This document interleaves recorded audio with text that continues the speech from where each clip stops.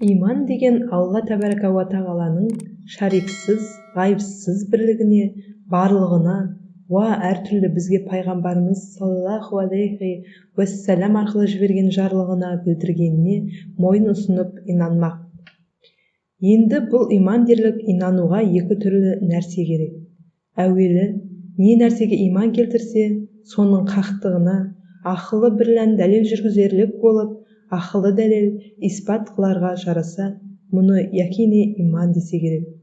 Екіншісі, кітаптан оқу, бірлән яки молдалардан есту, бірлән иман келтіріп, сол иман келтірген нәрсесіне соншалық берік боларға керек.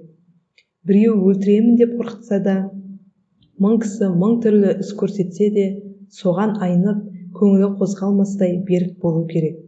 Бұл иманды иман тәклиди дейміз. Енді мұндай иман сақтауға қорықпас жүрек, айнымас көңіл, босанбас буын керек екен. Яқини иманы бар деуге ғылымы жоқ, тәклиди иманы бар деуге беріктігі жоқ. Я алданғанға, я азғырғанға, я бір пайдаланғанға қарап, ақты қара деп, я қараны ақ деп, өтірікті шын деп, ант ететұғын кісіні не дейміз? Құдай тағала өзі сақтасын. Әрнешік білмек керек, жоғарғы жазылмыш екі түрліден басқа иман жоқ. Иманға қарсы келерлік орында ешбір пенде Құдай тағала кеңшілігімен кешеді дағы демесін.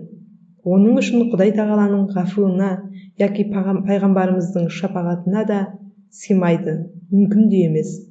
Қылыш үстінде серт жоқ деген, Құдай тағаланың кешпес күнәсі жоқ деп жалған мақалды қуат көрген мұндай пенденің жүзі құрысын.